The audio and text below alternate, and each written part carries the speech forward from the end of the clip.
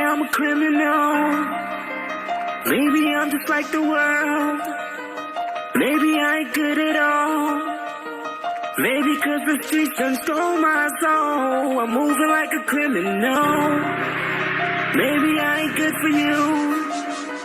Maybe I ain't good at all.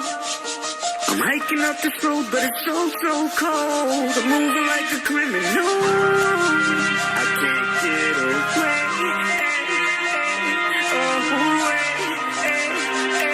No.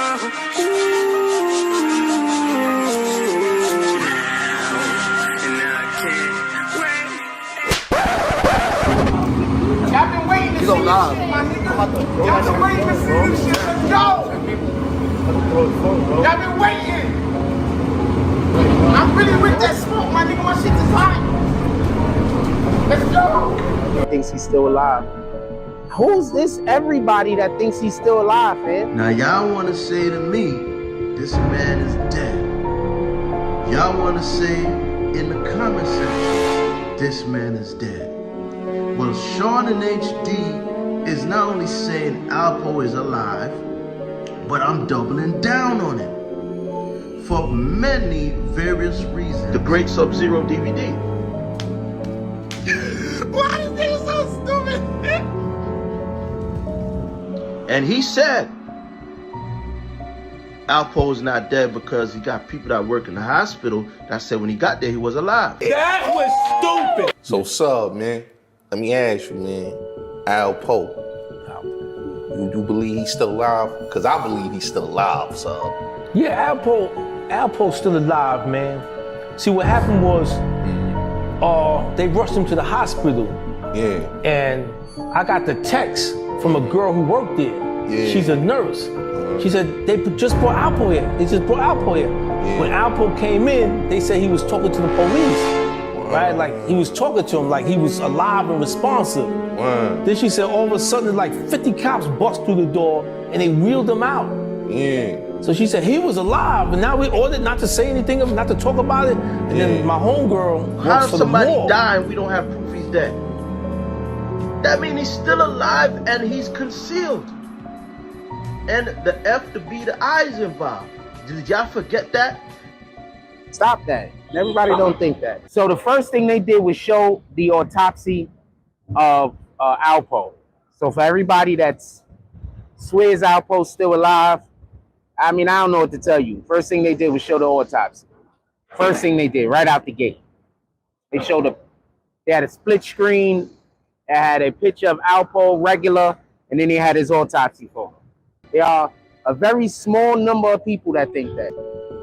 I can tell you that there was footage shown of the police pulling him out of the truck and tearing his shirt off and administering chest compressions or whatnot, to the point to where they didn't want the jury to see his arms flail. They felt like that would be too graphic. So there was a sidebar called when this footage, because that's body cam footage. They had all the cops body cam footage. So yeah, man, he gone. In my opinion, Alpo is alive. There's no proof of his death. There's no proof of his death. They show Alpo dead. They show his shit in court, man. They showed his dead, lifeless body, man. They showed it in court. Y'all people are crazy that think that man's still alive. This shit hurt, nigga. This shit hurt, nigga. Alpo was a liar, man. Alpo was a liar. You know, he wasn't just a rat, he was a liar. All right? And Alpo lied on damn near every story he told. What Alpo did was simply, it was a beef about a girl, man. Shakeem Parker stalked him that night, from what I understand. By the end of this, you're gonna understand how he plotted and planned the whole shit with his brother. He was in contact with his brother up until his brother powered the phone down and did the shooting. You feel me? So it ain't no way he ain't a direct accomplice. Ain't like he was just a nigga that was there on the street with another gang of niggas and some spontaneous shit popped off. Nah, man, this nigga stalked the truck with his brother, walking back and forth past it a bunch of times. All the moves that they made at the end of the day were calculated and ran on a videotape that was about 30 minutes long that I heard the DA compress. So this is the problem that the prosecution has. There is no gun. There is no actual evidence. So they don't have a gun to do ballistics. They don't have an actual witness that they consider to be viable that's saying that they saw the shooter and they saw the shooting and we know that's the person for sure because we saw their face. They don't have a witness that is doing that. There's allegedly,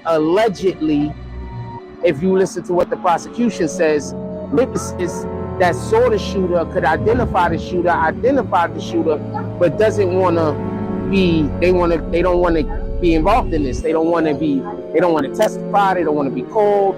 They don't want to be used as anything. They don't want to be no parts of this case. Check this out.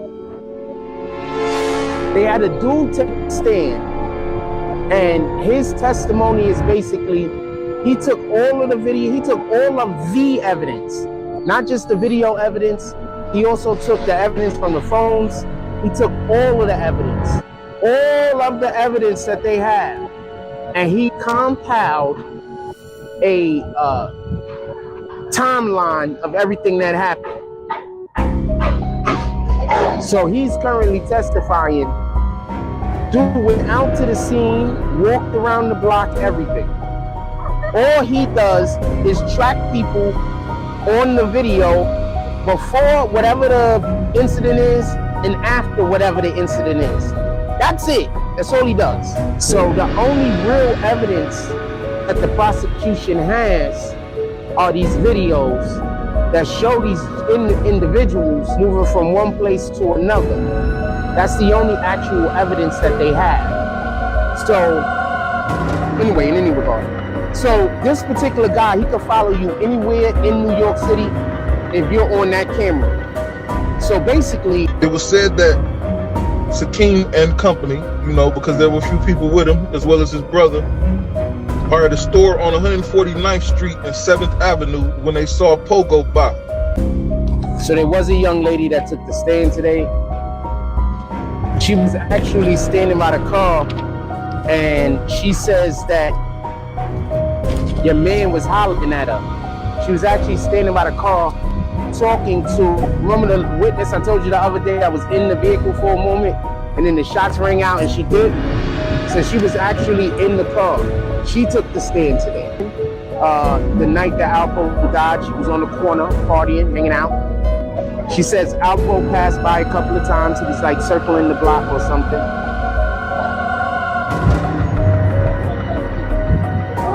She said Alpo tried to talk to her, so she approached the vehicle. He took down her name and number. She said she got in the truck. Then she said someone came up and she jumped out the vehicle. She said she seen the gun and whoever it was had a mask on. That's what she said. Then she said the guy I was talking to got shot in Alpo. She says she didn't call or wait to talk to the police. She didn't want to be involved. Posed at the corner of 151st Street and 8th Avenue in front of a place called Patrick's. And I think Patrick's is a jazz lounge or something of that sort. Shakeem Parker stalked him that night, from what I understand. The woman that was in the car testified that she only saw his eyes because he was wearing a mask.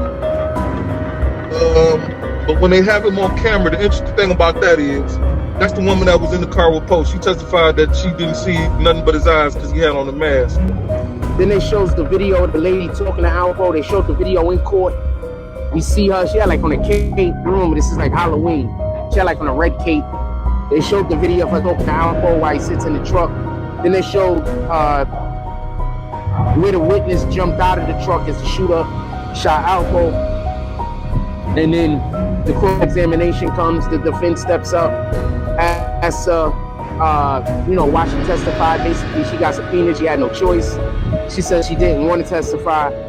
She also said she wasn't gonna come if she didn't get a ride. So apparently she lives in New Jersey. Now, there was a word used, something like a trap car, and it's said to be cop lingo for a CI. Now they said Danny was picked up in a trap car. Okay. There's people that saying Danny Parker's the snitch. So those menaces state that the brother had the opportunity that the boy could be an informant, because how you got him on December 6th, it happened in October, you got an accomplice, an unnamed, uncharged accomplice, you got one of those. Just got to the scene here, folks. Crime scene tape, we heard it was a drive-by shooting. Anti-crime here too.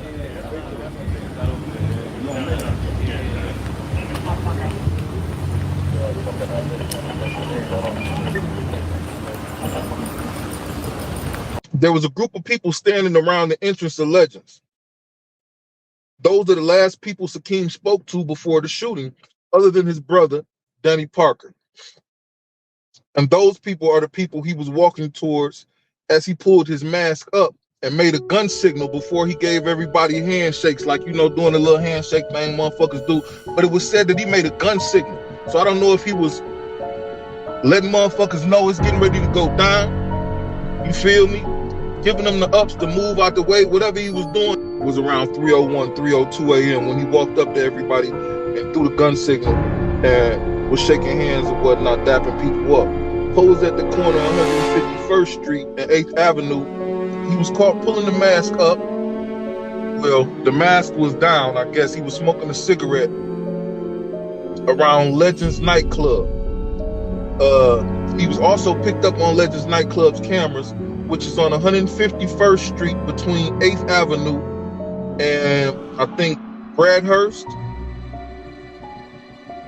And that also was one of the cameras that caught the shooting.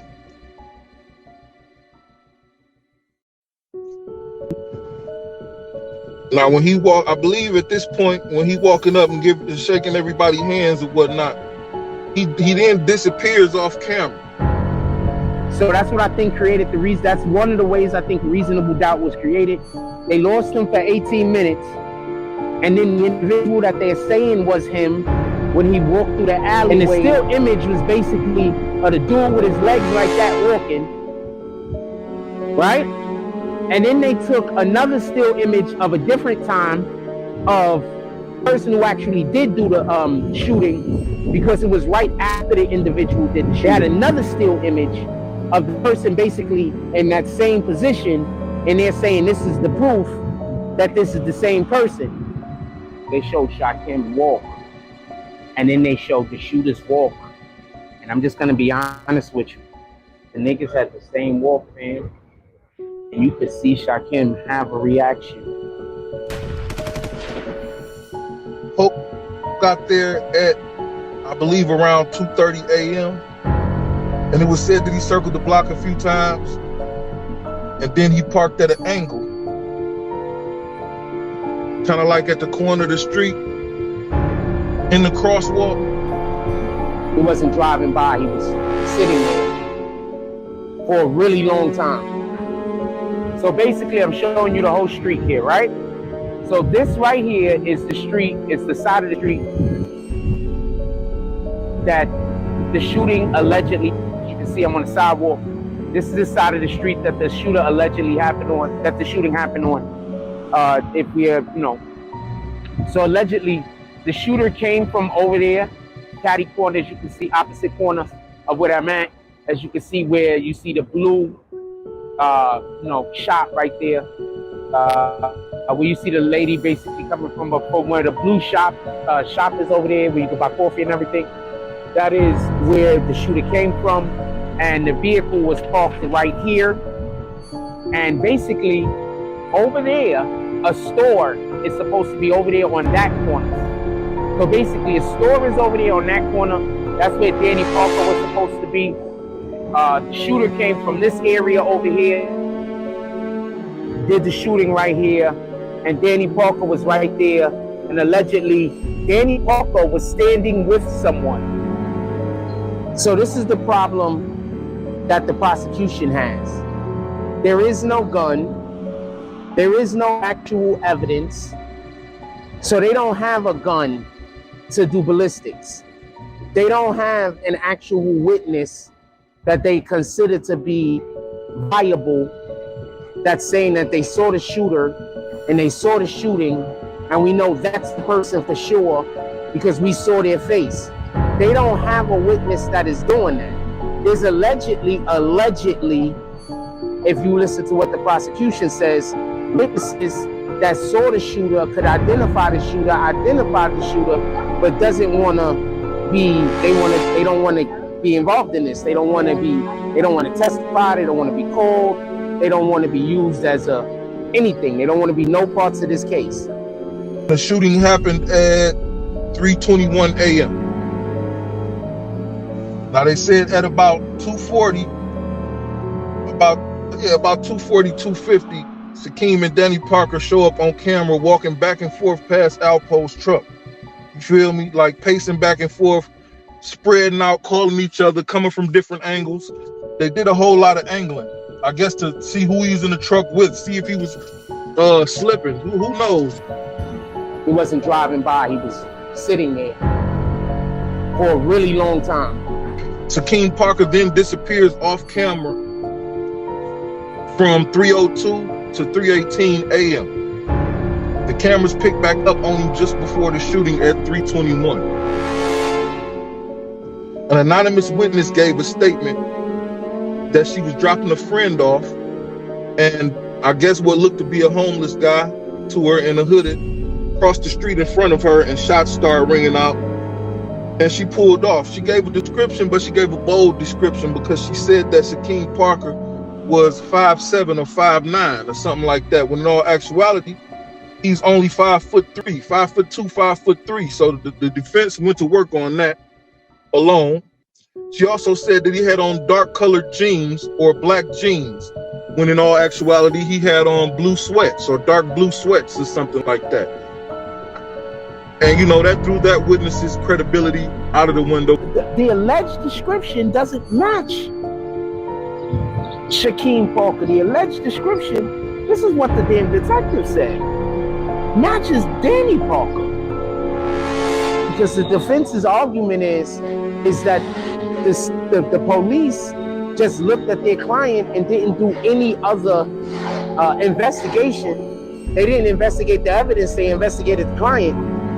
And in addition to that, the defense is also saying that they had information about an alternative suspect that they didn't investigate. Now, the information that they just got from this alternative suspect, from this witness giving an alternative suspect, now we're hearing that this witness also gave three differing descriptions of the shooter. So now we're finding out that there was a girl that was actually with Danny Parker. And if you watch the video, on the video, she literally turns around and starts trying to walk away before the shooting actually happens. So apparently, not allegedly, there is a woman named Ryan Bailey. She knows Alpo, and she apparently knows one of the Parker brothers. She knows Alpo, and she also apparently knows one of the Parker brothers. I gotta talk a little bit low. But they doubled around that truck a few times from a few different ways. At around 2:58 or 2:59, they walked past the truck for the last time from the corner of 8th Street and 151st toward the middle of the block where Legends is. They dap it up, he's smoking a cigarette with the mask off, and then pulls the mask up. He's in the store talking to people, and you can clearly see him in the store. From what I understand, they never denied that it was him in any photograph, in any picture, all the way except the shooter. Like, oh, that ain't him, he left. Because again, he left the camera for about 15 to 16 minutes, and I believe they said that he left and went home or something like that. Now I wonder if the phone records can trace that, because they did have the phone. Okay, so after Shakeem Parker and his brother do a handshake, he disappears from the camera from 302 to 318. Danny Parker crosses the street and calls Shakeem, or vice versa. There was a phone call. So he's communicating with his brother even though he's left the camera. And this is all evidence that was supported in court by the phone records that they got from T-Mobile and iPhone. One of them had an iPhone. Somebody was with T-Mobile, they got their phone records. So they know that they were in communication during the time that he was off camera between 302 and 318. Danny called him for the last time at 319. The phone call was around 30 seconds or so, and after which Shakeem Parker powers down the phone and does the shooting. So Danny Parker is definitely a part of it. He's definitely a part of it. Shakeem took 3 shots, and I heard Pope put the car in drive, and then he hit the brake to reverse it. When he reversed the truck, Shakeem stopped. After the shots went off, the cameras followed him though, across the street, going east on 151st Street, toward a street called McCool. He ran through a church's scaffold. There's a church that was doing some construction. So Shakeem ran through the church's scaffold, and the cameras picked him up coming out on 152nd Street. They had more than enough evidence to convict him. There was more than enough evidence to convict him. But at the same time, man, you know, after I heard this, that put the discussion to rest for me. The medical examiner was one of the witnesses. She took the stand. She explained where the bullets went and how they went and how they killed him. There was also a picture of his autopsy displayed for the court to see. So, you know, 1 and 1 makes 2 to me. I am surprised I haven't seen Paparazzi Poe not one time. Paparazzi Paul? That's not even his real daddy. That's not his real daddy? No. Break this shit down. He's a fraud. Hold on, let me... Baby Harvey's a fraud. Listen to me. Oh, so Paparazzi Poe is not Alpo's real son. So the dude in court is? The kid Papa, and I told the kid Paparazzi, I said, listen, this between me and you two, I said, listen, stop telling motherfuckers you're my son. I don't know your mother. I told you that already. I was sitting here listening I'm like, that nigga wasn't who he's saying he is. Making shit up, putting his own shit together. Dog. All right, that's what it is. Definitely understand that. Cloud Chaser Olympics, I got it. Hey, you was right, B. Hey, he was right, Cloud Chaser. He was right. He was right. He was right. Cause I was really out there like a madman, thinking I was a journalist in the streets. Nigga, I got 50,000 online, nigga. We live, nigga. We gonna do what we gonna do. Hold on, let's put the... Y'all been waiting to see me fight. I'm telling you, I practice all the time.